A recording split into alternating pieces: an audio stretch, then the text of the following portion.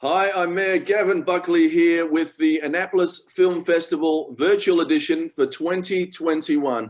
I'm very excited to be here today with one of my favorite things that's happening at the festival, a movie called The Kid Candidate. And I'm lucky enough to have the director, Jasmine Stodel here, the star of the movie, Hayden Pettigo, and our own kid candidate, Alderman Dewan Gay, on the camera right now for us to have a panel and a discussion with.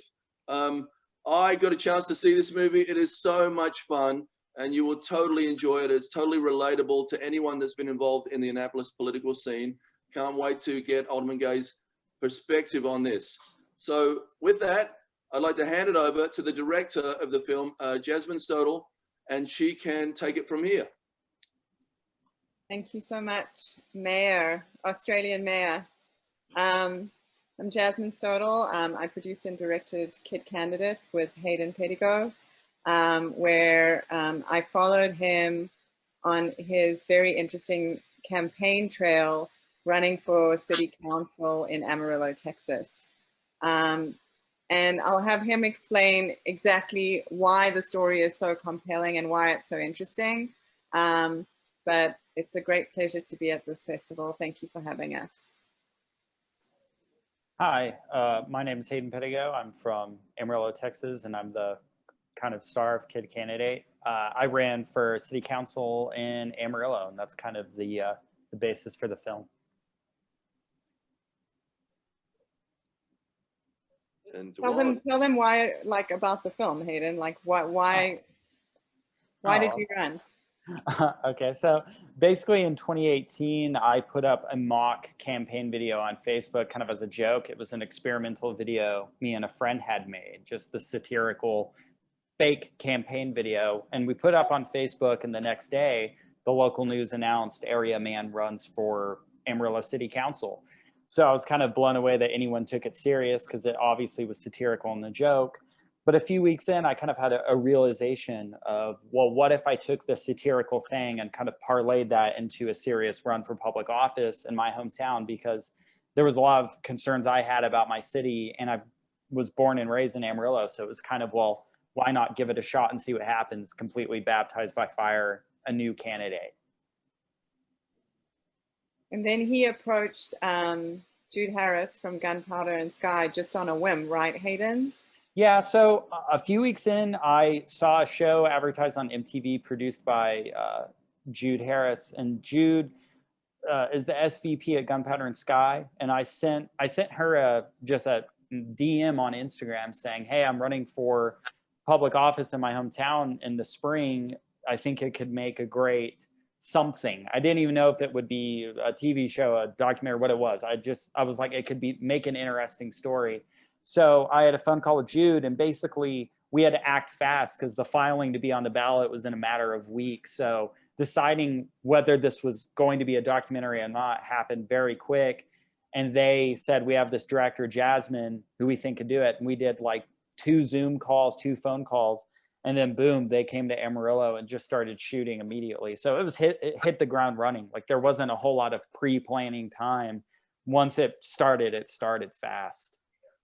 And Hayden, how old were you when you ran? We're going to throw over to Alderman Gay, who was 22, the youngest person to ever run for city council in this historic city. We've had 137 mayors. This is a city where the Declaration of Independence was produced in the city paper. This is how old Annapolis is.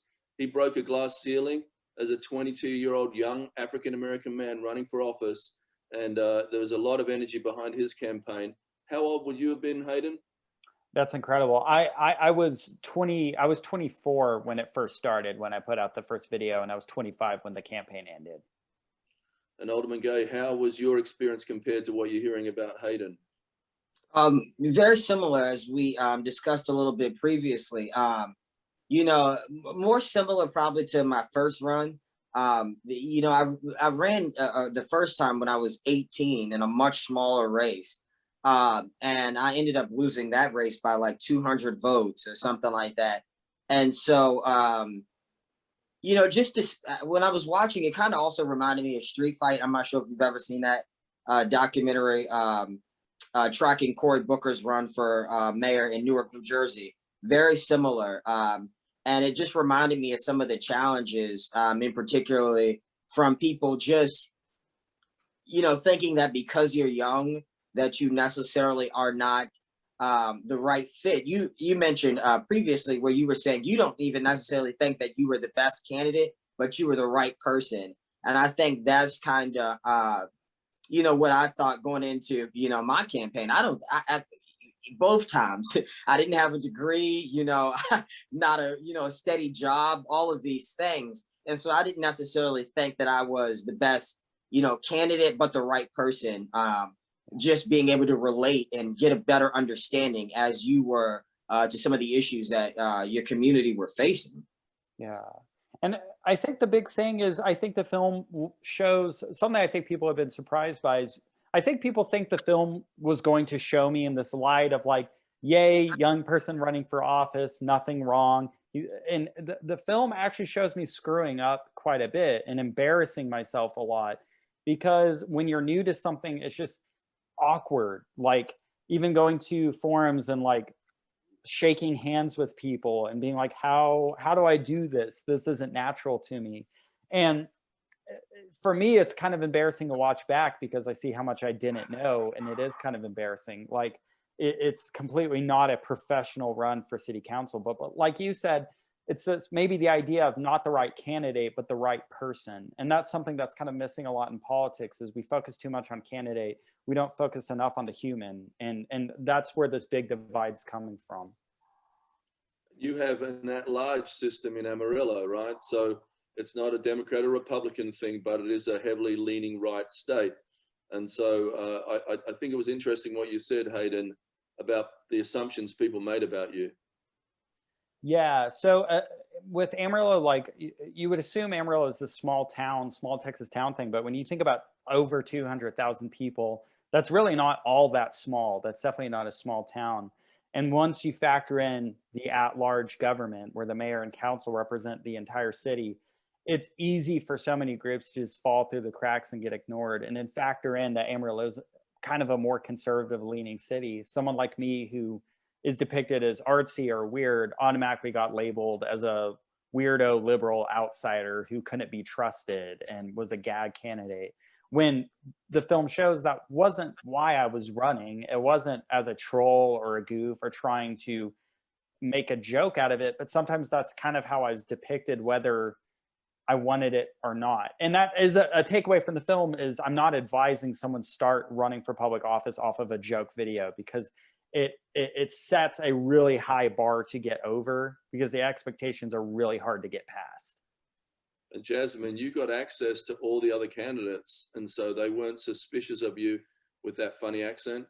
Well, it took me 4 months to get an interview with the mayor, and also with city council member Eddie Sauer.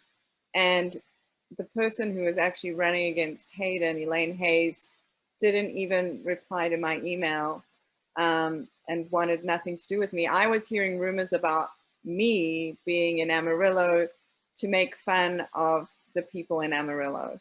And that obviously wasn't true. I was there just, to follow Hayden and see what was going on in politics in Amarillo. But it is really interesting, being an outsider, people are very suspicious over there. And, here's this liberal lady coming to make fun of you. It took me a really long time to gain people's trust. And what was important to me in the film, as a filmmaker, I have my own opinion, but what I wanted to do was give everybody, the stage. And I was disappointed when Amarillo Matters, which is the PAC that supported the incumbents, and also that Elaine, who was running against Hayden, didn't want to participate, because it just kind of made them look bad, So that it was really important for me to gain the trust of people. And even I loved Hayden from the minute, I met him, and his wife Lahana, and they're lovely, kind, warm people, and they were very welcoming. But as a whole, you know, I can totally understand what he went through. I related to that just even being a visitor. And Alderman Go, you must have felt those challenges as a young person. Have you felt like an outsider? I say this a lot, and most people that run for office are older, and I can make fun of old white guys because I am an old white guy. But you know, we shape policy for you. You know, we shape a lot of policy that a lot of us are not going to be around to see through, but we make these decisions for young people, but young people don't often have a seat at the table. That's why we all believe so importantly that you were the right person. But did you feel that? No. I appreciate that one. Yeah, you know, definitely. And I think that you know, Hayden had just mentioned that, you know, they still have this small town syndrome. And I guess that's just, if you're old, no matter where you live, you think it's a small town, because we have the same issue in Annapolis. Obviously, we're much smaller, not even close to 200,000. With the census data coming out next year, I think we'll get close to 50 and some change. But growing an urban area. And so I think part of the time, they make us feel as if we are outsiders because we are looking at things through a broader lens, the trends as we move forward, whether it be through technology, you know, just all of the innovative ways that you know, we see cities changing daily. And so to interrupt, you know, the life that they've known, as Gavin mentioned, this is a historic town, and some people have been here since, you know, the 40s and 30s, and so they've grown up set in their ways with, you know, a lens through, you know, this is how Annapolis should look, you know, sometimes black and white often.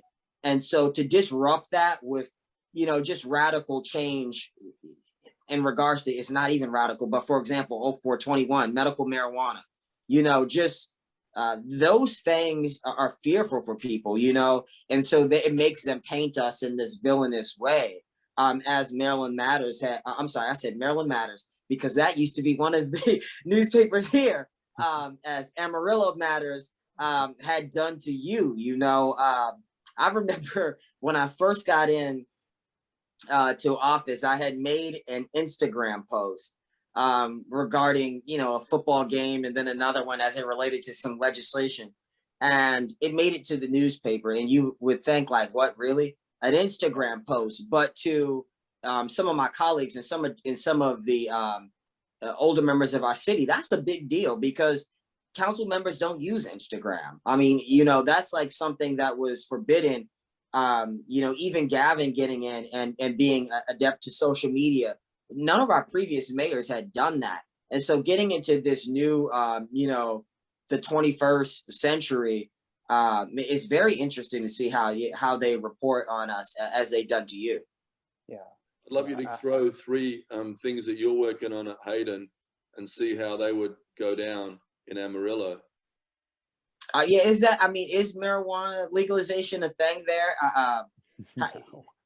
The one professor, I believe, that was, you know, helping you throughout this, and I'm sorry, I'm forgetting his name.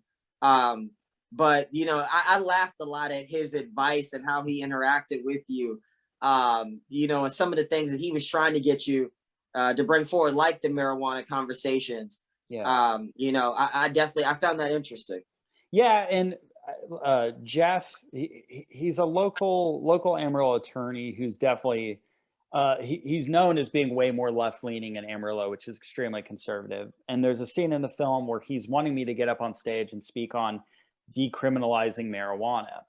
We get into an argument because I tell him I don't feel like I don't want to get up there and speak on that. And there was a few reasons why. The first was I already had the odds stacked against me in Amarillo running, but the videos I did, the last thing I needed was to go, let's decriminalize marijuana. Because at the time, Amarillo was not even remotely about that. And they already knew me as a complete gag. So it's like, well, what can I do to make this absolutely worse? Let me go say, let's decriminalize marijuana. And beyond that, I was trying to focus on things like removing the at-large system to single-member districts, because to me, that was the really big first step we needed to make. And in my eyes, I was like, well, if I go out here and start talking about decriminalizing marijuana, it might kind of get in the way of getting this bigger message across that I think will be the more necessary first step. I didn't feel like decriminalizing marijuana was the important thing to take on in Amarillo at the time. I felt like that's one of those things that pick your battles, know when to bring it up, and go after the things that make the biggest impact up front. So that's where those debates came. Was it's not because I didn't want to decriminalize marijuana. It had to do with the expectations that were already up against me running.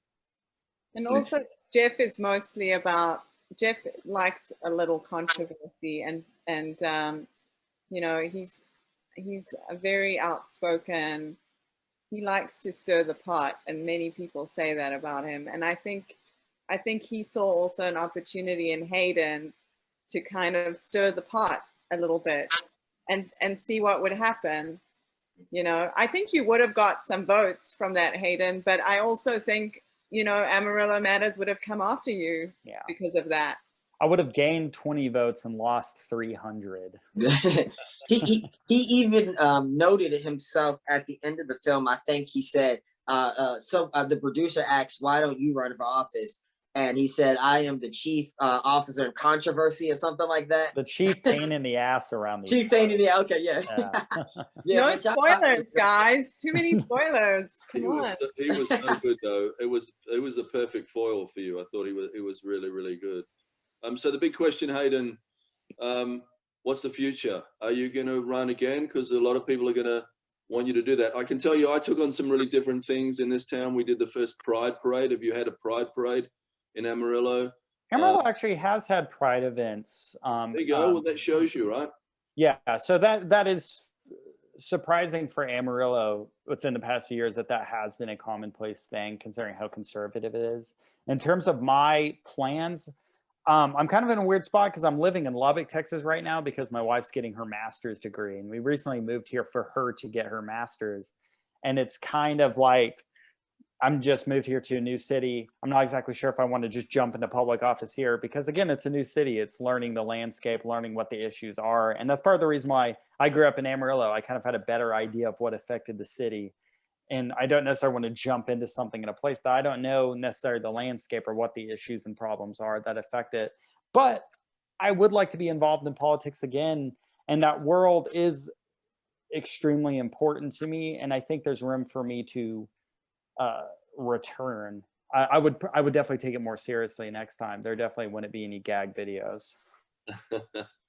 So I think what about the black suede suit? Would you bring back the black suede suit? I'll bring back some kind of suit. I've been told that we're wrapping up now, so I'm not sure how they're going to edit this out, but it was so much fun talking to you guys, and I'm excited to hear the next chapters about you guys. So, and of course, when you come and see Dewan and I, we can take you out if you're ever near Washington, D.C. It's a great side trip from Washington, D.C.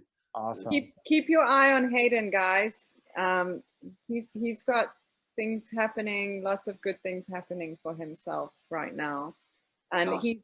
And just so everyone knows, the music in the film, 90% of it is actually Hayden's music. So that is the sound of Amarillo. And most of the songs are, actually most of the music is his friends' music in the movie. So it's mostly Amarillo musicians in the movie. Well, we're hopeful because we wouldn't have believed the things we'd seen, and we would have said the same line I'm sure you've heard 100 times, when Texas freezes over. So, so that gives me hope. Yeah. Thank you so much for having us. Thank y'all. We're really honored. Very nice meeting you guys. I've really appreciated the invite, and I thought the film was great. I loved it. I really did. Well, thank you. I'm glad you were able to be a part of this Q&A. It definitely is cool for me. You actually did it. That's the thing. You actually did it, and that's incredible. That's beyond incredible. Don't stop, Dewan. Keep going. I'm getting tired and bald already, and I only been in it 2 years. He's gonna be back next year. That hair will be gray. Exactly. Thank you so Awesome. much. Okay, well, great talking to you all. Thank you so much. Have a great night. Bye. Bye. See Good seeing y'all. you guys. Bye.